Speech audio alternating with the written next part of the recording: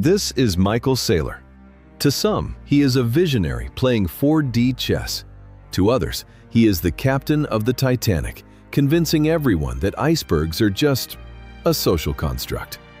For the last few years, Michael has been playing a video game with the real economy. He discovered what looks like an infinite money glitch. It works like this. You take a boring software company, you borrow billions of dollars from Wall Street, and you use that money to buy Bitcoin. When Bitcoin goes up, your stock price goes to the moon. When your stock price is high, you print more shares to buy, yes, you guessed it, even more Bitcoin. Repeat this loop enough times, and suddenly, you are holding $42 billion worth of digital gold. It sounds like genius. Until you realize that he didn't just buy Bitcoin, he leveraged the entire company to do it. Here is the mistake that nobody is talking about in 2026. For a long time, MicroStrategy was the only game in town. If you were a pension fund or a big bank and you wanted to buy Bitcoin, you couldn't. Regulations said no. So you bought MicroStrategy stock instead. Because of this monopoly, investors were paying a huge premium. If the company held $1 of Bitcoin, people were happy to pay $2 for the stock. It was the entry fee to the casino. But today, that premium is vanishing. Why? Because now we have spot ETFs. BlackRock and Fidelity allow you to buy Bitcoin directly without the extra risk. MicroStrategy has lost its superpower. It is no longer a special bridge to crypto. It is just a company holding a bag of volatile assets and a mountain of debt. And this brings us to the real danger. The debt. Michael Saylor didn't buy all that Bitcoin with cash flow. He bought it with borrowed money.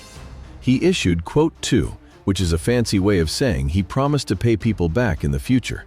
But here is the trap. Debt is the only thing in finance that is not volatile. Bitcoin prices can go up and down 50% in a year, but the debt?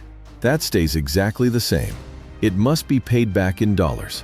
If Bitcoin crashes, or even if it just stays flat for too long,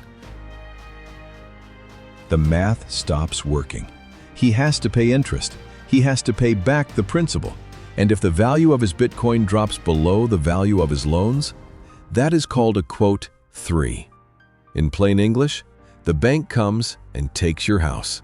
Or in this case, they force him to sell the Bitcoin.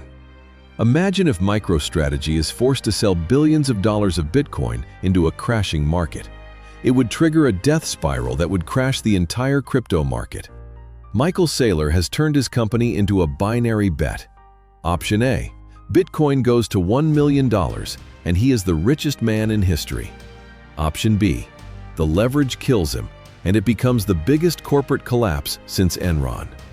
Wall Street loves a leverage story on the way up, but they show absolutely no mercy on the way down. So, is it a $42 billion revolution, or is it a $42 billion mistake? The scary part is, we won't know the answer until it is too late to exit the trade. We are all just passengers on Saylor's ship. Let's hope he sees the iceberg. Welcome to the casino. Place your bets.